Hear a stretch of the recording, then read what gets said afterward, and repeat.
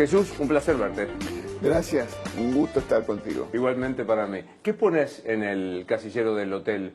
¿Profesión? Licenciado en Economía. Licenciado en Economía. Esto es una maldad porque digo, vamos a hablar de un montón de cosas, de tu trabajo como auditor, de tu pasado político, pero licenciado en Economía es, ¿me explicás el momento económico que estamos viviendo? Primero es muy difícil, muy complejo, muy desafiante y muy angustiante para mucha gente. Creo que es la combinación de la evolución de dos dimensiones. La debilidad política del gobierno y los desequilibrios económicos, que se retroalimentan uno al otro.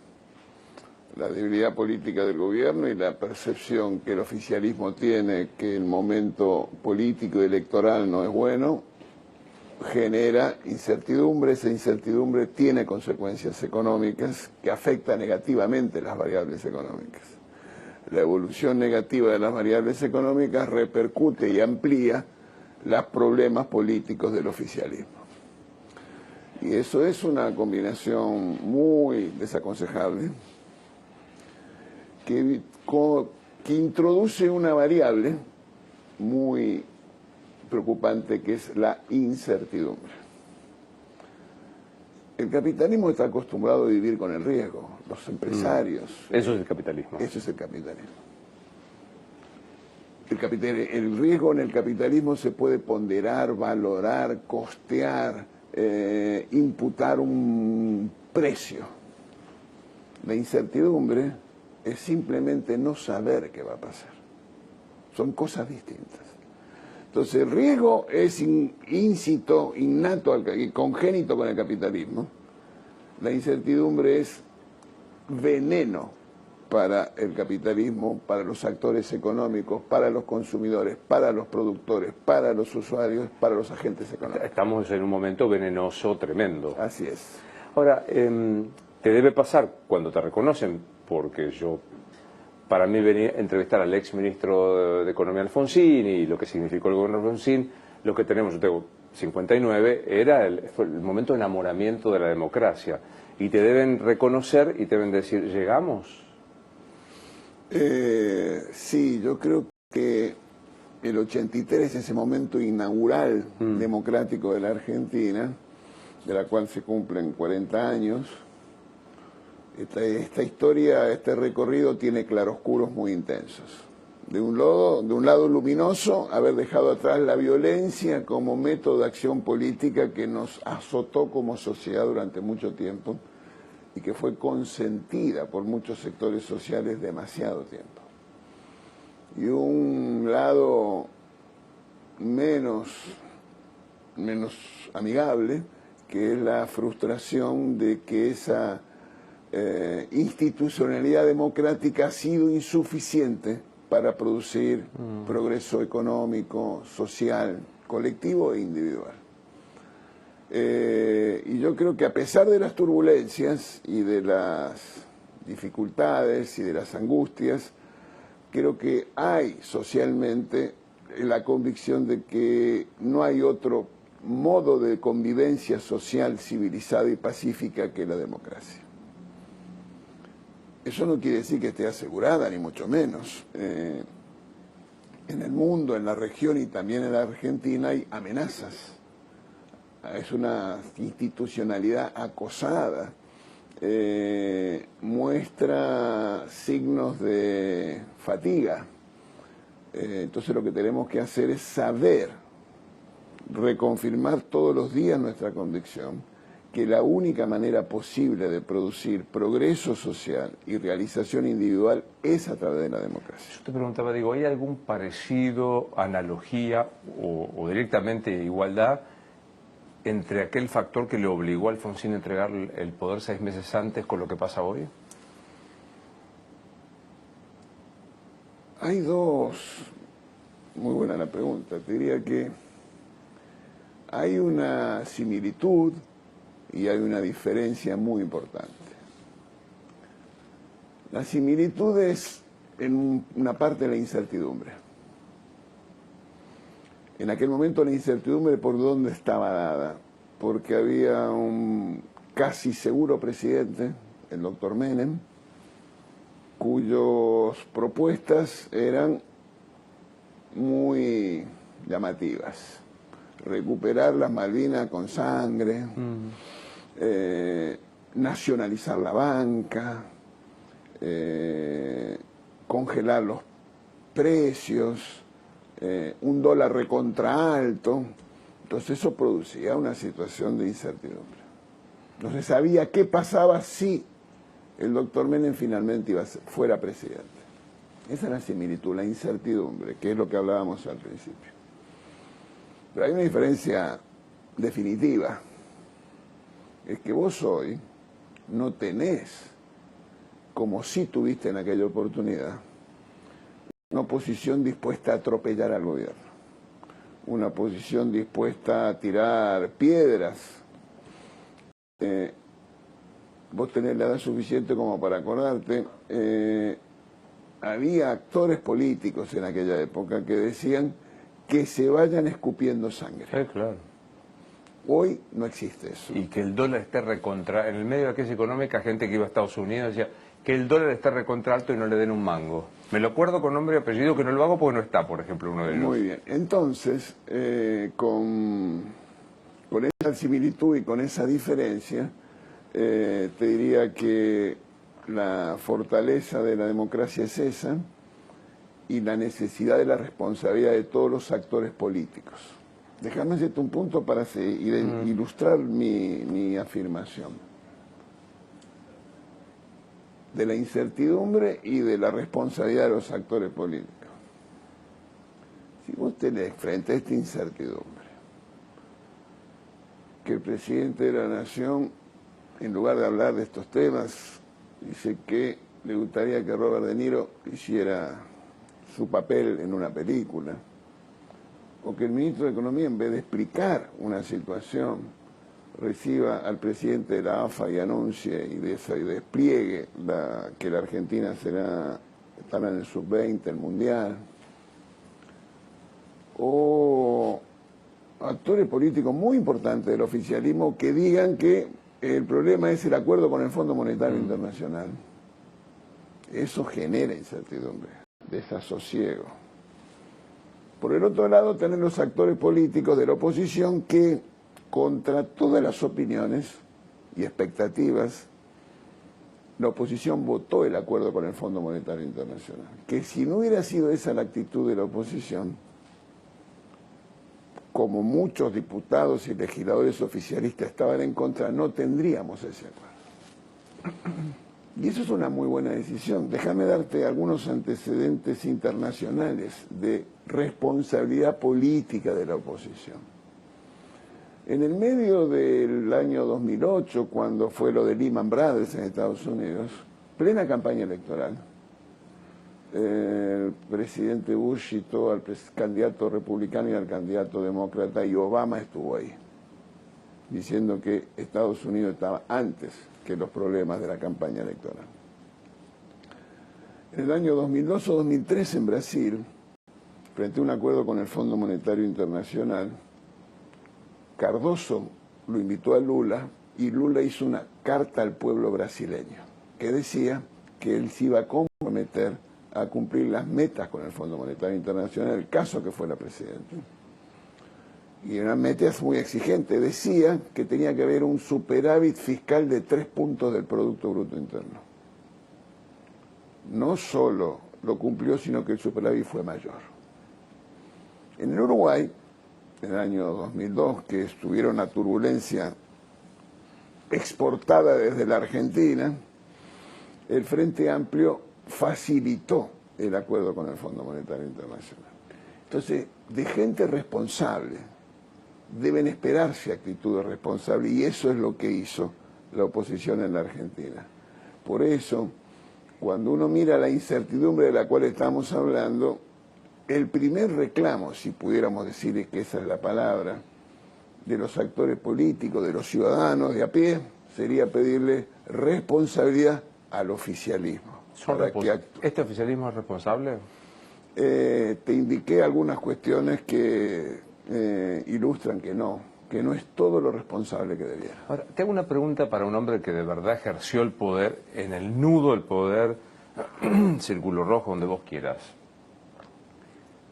¿Qué le pasa al que llega al poder para que hable de Nilo, del sub-20, veo gente en la calle Corrientes, no hay crisis? ¿Qué opera en el poder para que vos te desconectes de la realidad? Bueno, hay estudios médicos que hablan de eso, ¿no? Del ubris. El ubris. También hay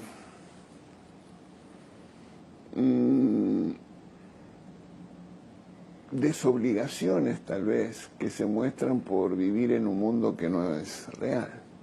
De gente que cree que el auto oficial, la secretaria y el celular que le paga el organismo es la realidad de la vida.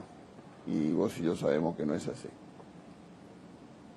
La irrealidad del ejercicio del poder los aliena.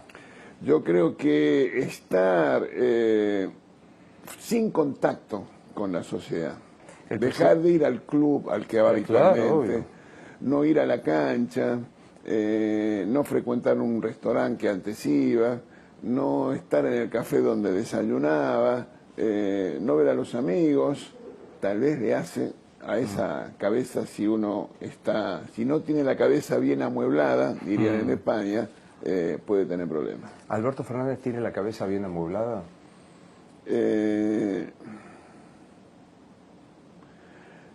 Tiene ante sí una enorme responsabilidad. Esperemos que tenga la serenidad de espíritu para actuar y obrar como corresponde. ¿La tiene bien amueblada?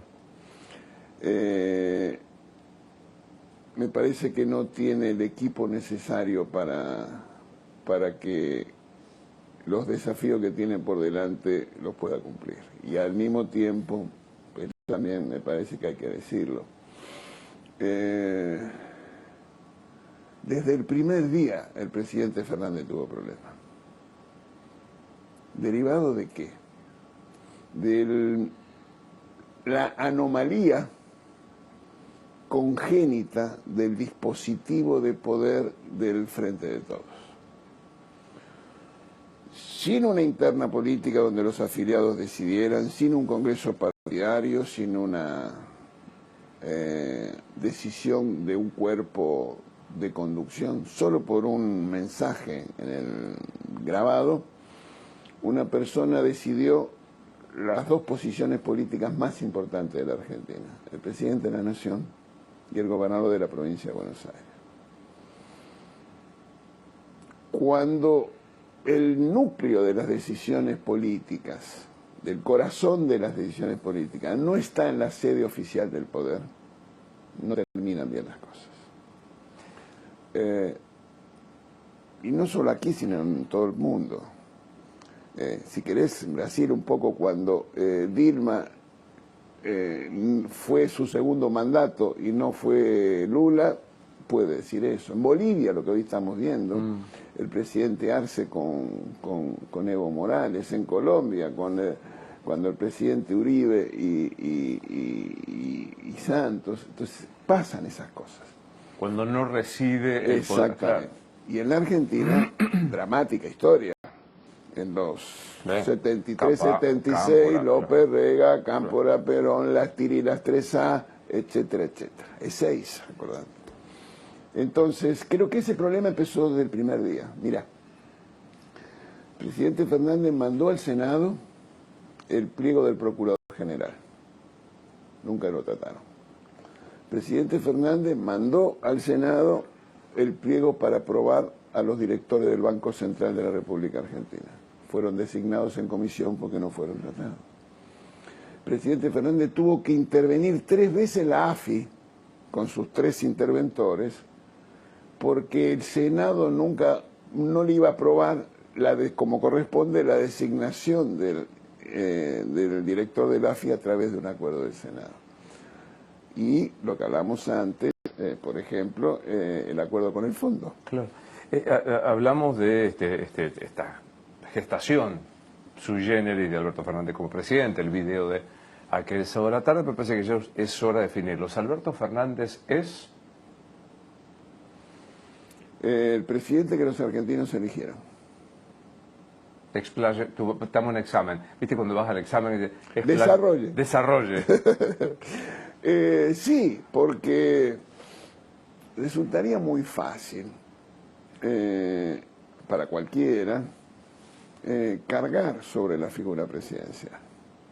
Y en general siempre uno trata de sacarse de encima culpas y responsabilidades.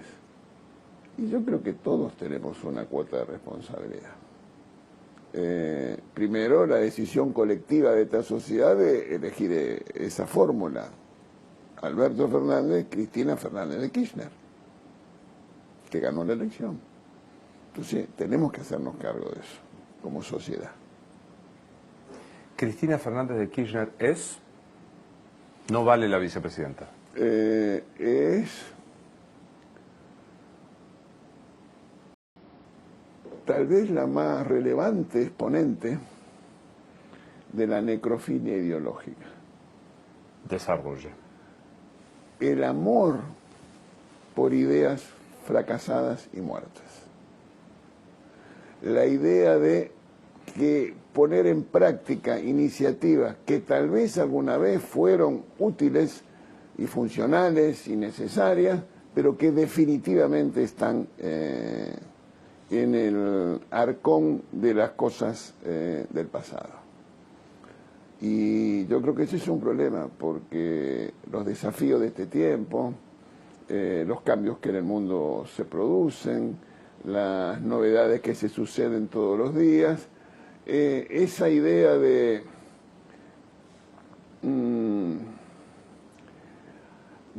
utopías regresivas, la llama creo que Fernando Enrique Cardoso, utopías regresivas, no son solución y agigantan los problemas. ¿Cuál crees que es el atractivo electoral? Lo sabremos si se presenta, si no se presenta, si su bendicio o no. ¿Cuál crees que sigue siendo el atractivo electoral cuando esta utopía regresiva ha técnicamente fracasado? 40% de pobres, 100 y pico de inflación.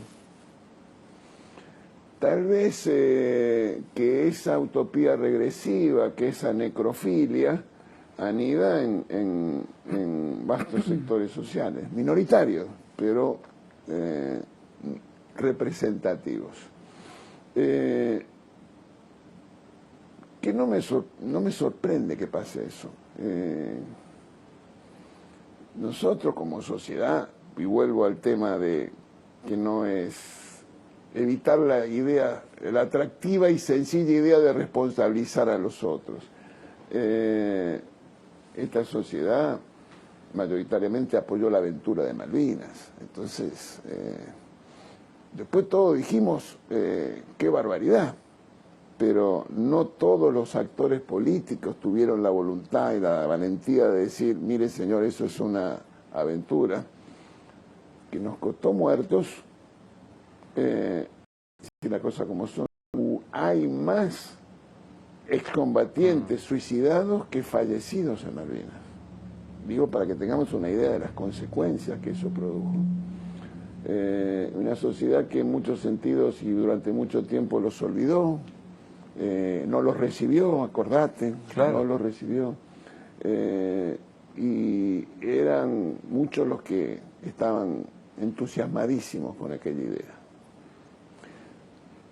Pensaban en cuando vos asumís como ministro, primero, si el cuento no es verdad, ojalá que lo sea, merecería serlo, crisis del gobierno de Alfonsín, necesidad de nombrar un ministro para reemplazar al que se iba, alguien llama a tu casa de la Casa Rosada y vos antes de atender sabías que ibas a ser el ministro porque sentiste que había una obligación partidaria de responder. ¿Es cierto ese cuento?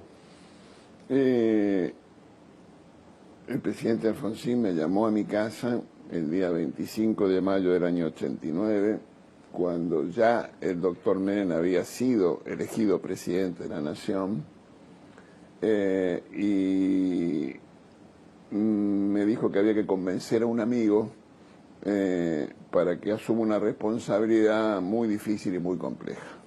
Yo dije, sí, ¿cómo no?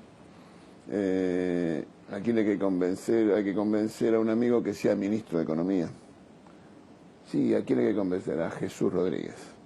¿Esa fue la charla? Así es. Y asumí, sabiendo desde el principio y de antemano, que era una obligación política. ¿Por qué? Porque el presidente Alfonsín desde el primer día de su mandato se fijó un objetivo. Y es que por primera vez en la historia un presidente pudiera entregarle, en el siglo XX, por primera vez en el siglo XX, un presidente le pudiera entregar, elegido por la voluntad popular, le pudiera entregar los atributos del mando a otro presidente elegido por la voluntad popular de otro partido.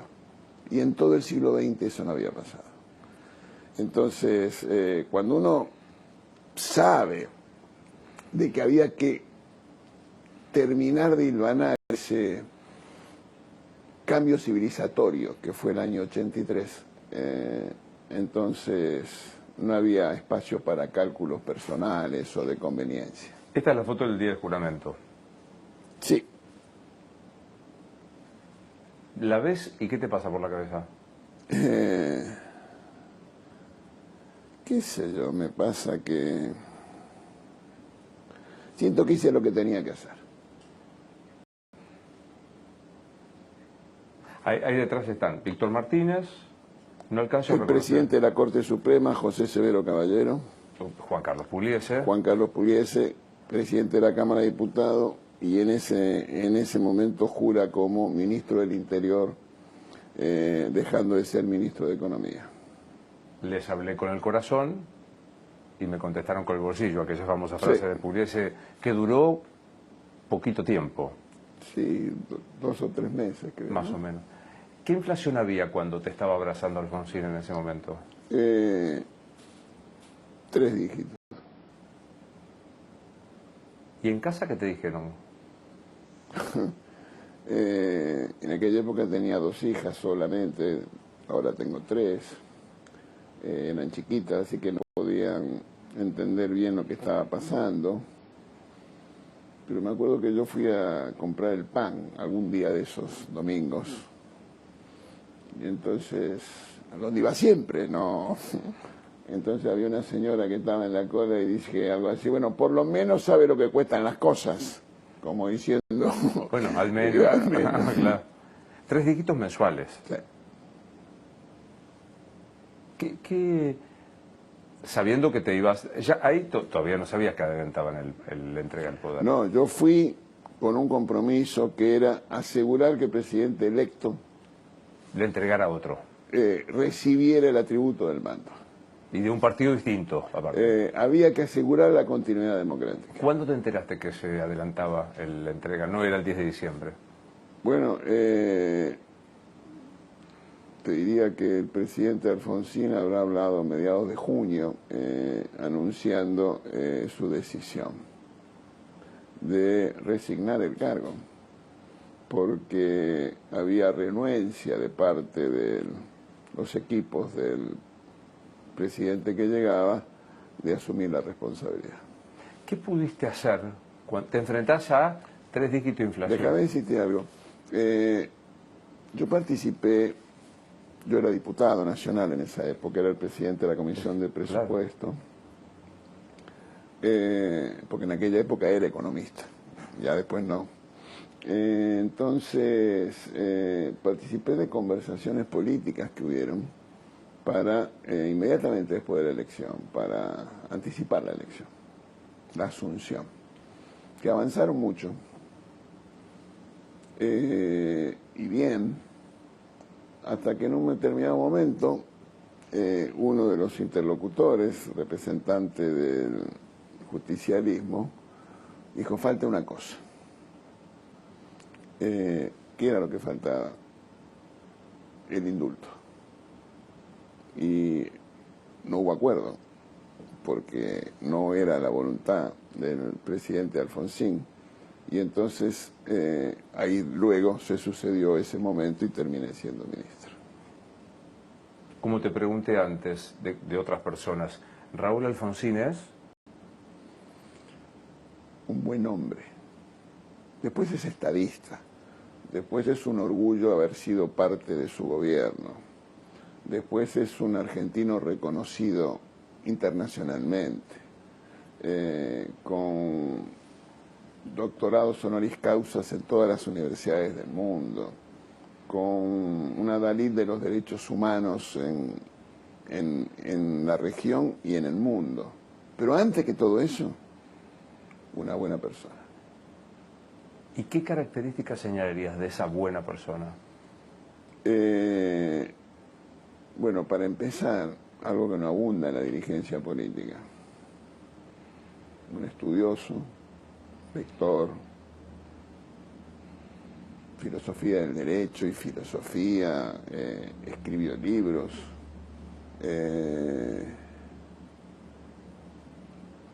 y te diría que el buen trato, el respeto, la cercanía. Vos visitabas al doctor Alfonsín en su casa y te preguntaba por tus hijas y tu mujer y tus padres, y cuando te ibas te acompañaba al ascensor y te abría la puerta.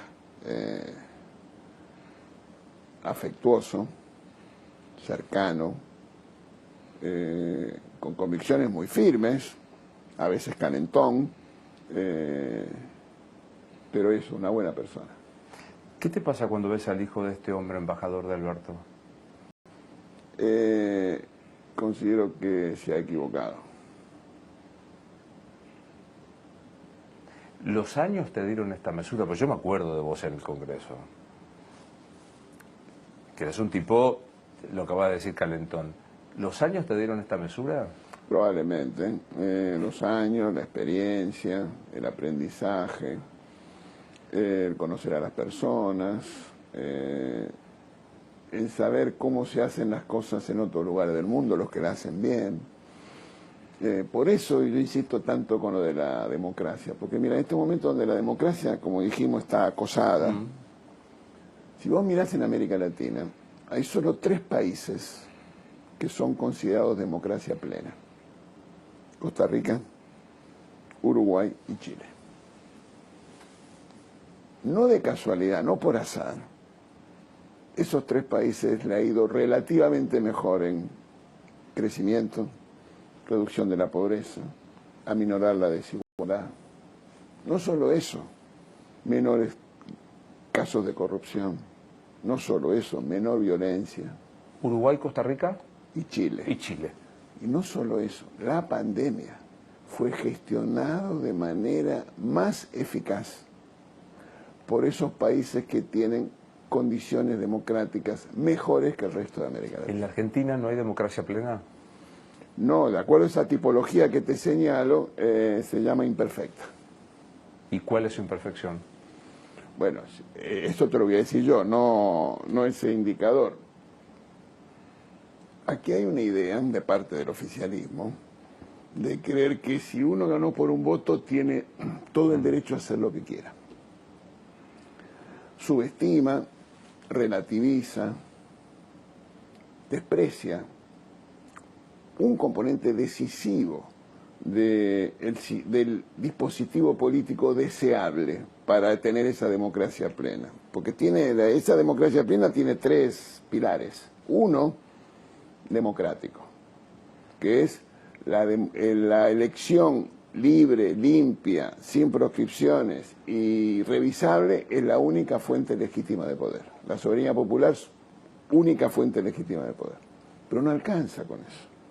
Hay otro pilar que es republicano, que es la independencia de los poderes, que es el control recíproco, que es la rendición de cuentas, que es imprescindible. Y hay otro pilar que es liberal, que son los derechos individuales para todos y para cada uno, especialmente para las minorías. Entonces, cuando vos ves la cosa de esa manera, es imperfecta esta democracia, porque desde el poder se subestima la división de los poderes y el condimento republicano. Y se tiene una baja tolerancia a la opinión del otro. Cuando se moraliza una opinión política, resulta que vos sos enemigo de la nación, y bueno, ahí no hay forma. Claro. Lo estás describiendo, pero hago la pregunta para que sea específico. ¿El kirchnerismo es un movimiento democrático? El kirchnerismo es una expresión política clarísima de populismo. ¿Dónde? En su concepción del poder, el poder es un sitio a conquistar. No es una construcción colectiva. Es un sitio a conquistar. Suma cero. Si yo tengo el poder, vos no tenés nada. Tengo todo. Me acuerdo de, no me acuerdo su apellido, Sarmiento, luego de la guerra del Paraguay, inició un acercamiento. Entonces mandó a su canciller, y el canciller, cuando empiezan las conversaciones, acuña una frase para mí extraordinaria. Dice: la victoria no da derechos. Y una mayoría circunstancial electoral no da derechos. Y ese es el problema de este modo populista de concebir el poder, este modo populista de gobernar, este modo populista de mirar la sociedad, de no sentir aceptable una opinión distinta. Llegas al ministerio con 3 dígitos de inflación. No es hoy el caso, aún, espero que nunca. Entra Sergio Massa y te dice: Jesús, ¿me das un consejo? No soy quien para dar consejos, pero si tuviera que decir una opinión, hago un esfuerzo para proveer de certezas. Y déjame decirte una cosa que ilustra lo que quiero decir.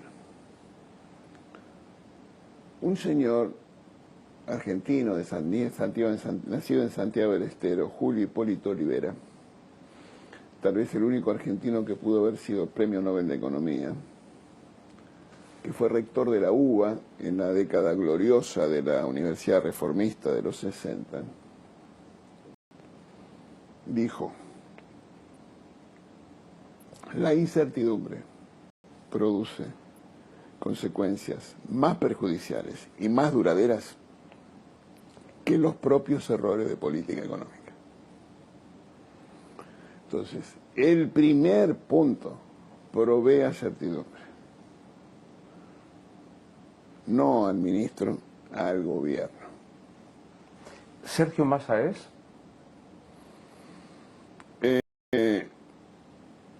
Un dirigente político muy ambicioso.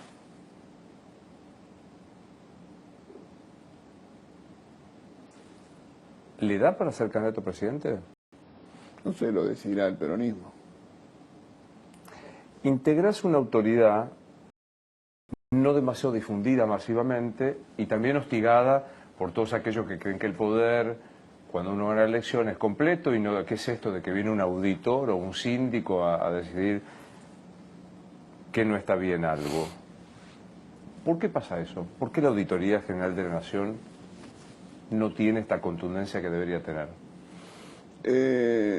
Bueno, primero matizaría esa afirmación tuya.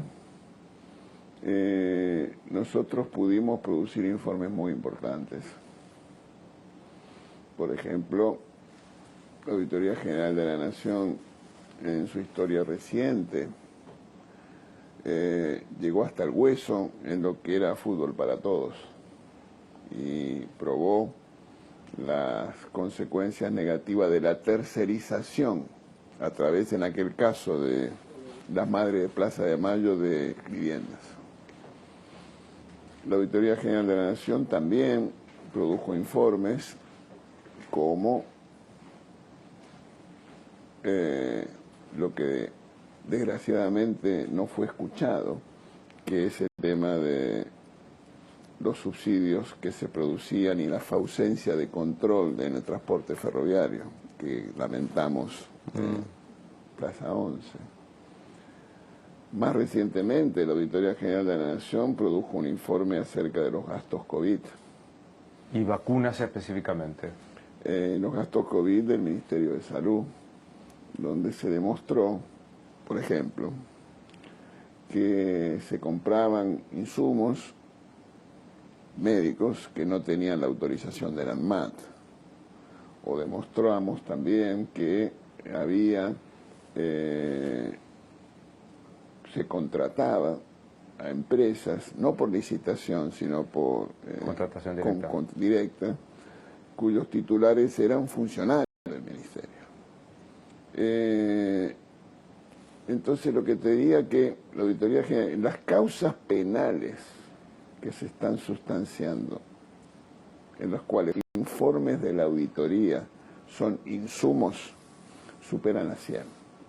¿Se compró vacunas por convicción ideológica antes que científica? ¿Puedo hacer un comentario más general sobre el tratamiento de la pandemia por esta administración? Y lo hago porque hay un recurso retórico que se dice, y tuvimos que afrontar la pandemia. ¿Cómo gestionó la pandemia esta administración? Vamos a los números, porque evidencia, no opinión, evidencia.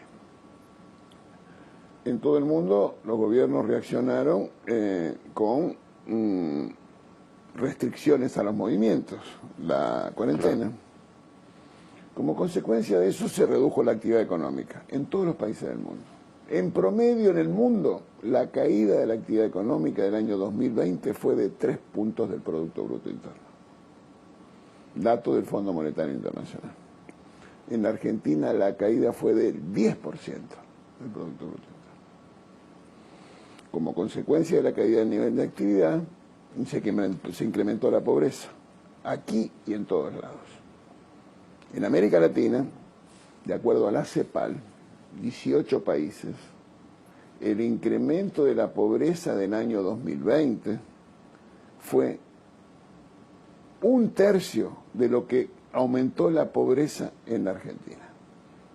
La Argentina, dicho de otra manera, triplicó el incremento de la pobreza del año 2020 en promedio de 18 países de América Latina. Hubo fallecidos como en todos lados. Y nosotros, ¿cómo estamos en esa tabla trágica? Integramos el lote de los 15 países del mundo con mayor número de fallecidos por 100.000 habitantes. Las restricciones, el confinamiento que vivimos, la Universidad de Oxford hizo un estudio que construyó un indicador de confinamiento. La Argentina, su registro es 40% más que el promedio mundial. Hay un consorcio de universidades y hay instituciones académicas globales que mira la calidad de la democracia y construyó un indicador acerca de las decisiones oficiales de los estados, cuánto afectaron, cuánto riesgo tenían para la calidad democrática. En un registro de 120 países, nosotros clasificamos segundo después de Sri Lanka. Entonces, la gestión de la pandemia fue muy pobre, un fracaso, una enorme frustración, que además vino teñida de eso que hablábamos antes de la necrofilia ideológica. Te invito a que recuerdes, hubo funcionarios de esta administración que decían que el virus era consecuencia del neoliberalismo. Sí, claro. Hubo funcionarios que decían que un virus microscópico puso patas para arriba del capitalismo. Entonces, cuando vos tenés esos tics, entendés, por ejemplo, que con otros modos populistas de gobernar, hay un señor que se llama Daniel Innerarity, es un filósofo español, vasco, que dice que los populismos gobernaron la pandemia, administraron la pandemia peor que las democracias. ¿Por qué? Identifica 3 causas. Y mira cómo nos cae perfecto. Dice este hombre, mire, el saber científico se lo soslaya, más vale los científicos amigos. Acá. Segundo indicador, las buenas prácticas se soslayan, nosotros sabemos todo lo que hay que hacer. Y la tercera cosa que este hombre señala es, descreen de los gobiernos cooperativos. Intentan regimentar socialmente desde el poder. Bienvenidos. Entonces, esas 3 menciones explican por qué no fue tan mal en la pandemia. ¿Quién sos, Jesús? Soy un argentino que tiene más de 60 años, que le gustaría que sus hijos y sus nietos vivan en un país mejor en el que vive. Se van, deciden irse, ¿qué haces? Se me parte el corazón.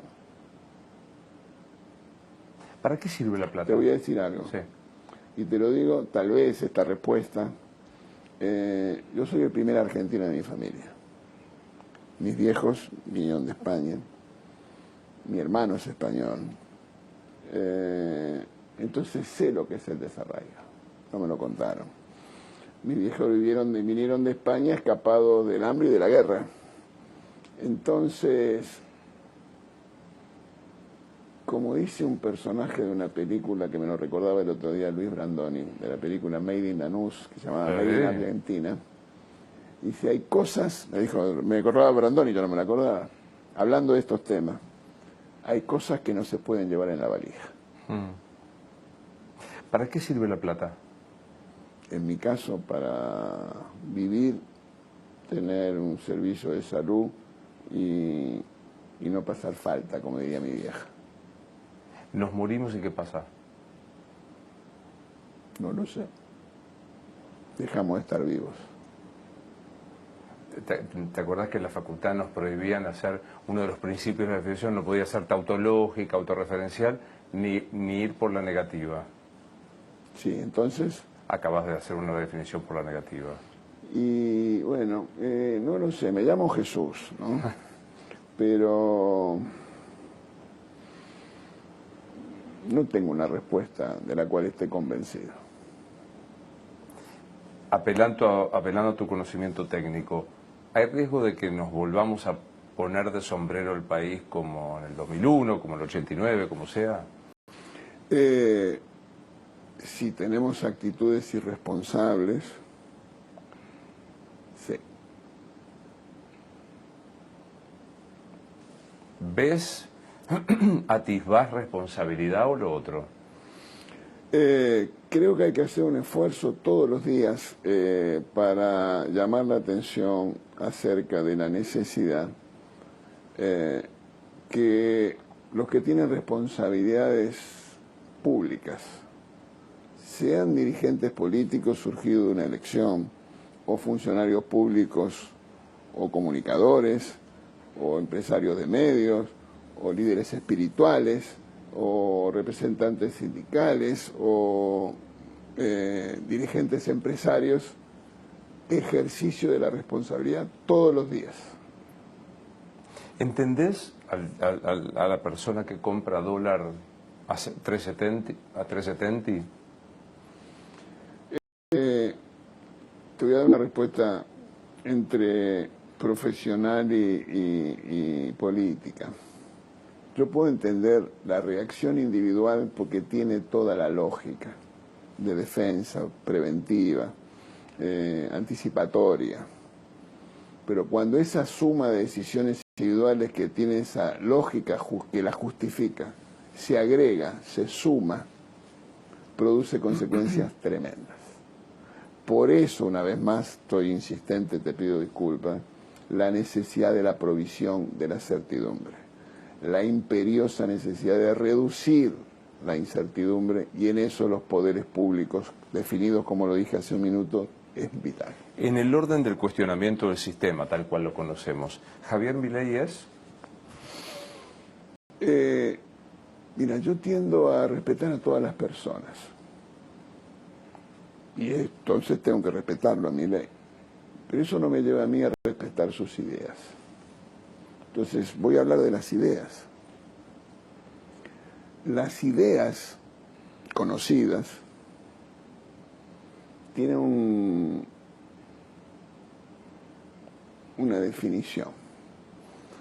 Si en el mundo vivimos 8.000 millones de personas, en un planeta, la Tierra, que tiene 500 millones de kilómetros cuadrados de superficie, y hace varios miles de años que hay vida humana en la Tierra, ningún individuo, en ningún centímetro cuadrado, en ningún segundo de esa historia, vivió gobernado por esas ideas. Bueno, él va a decir soy orgánico. Bueno, el problema es que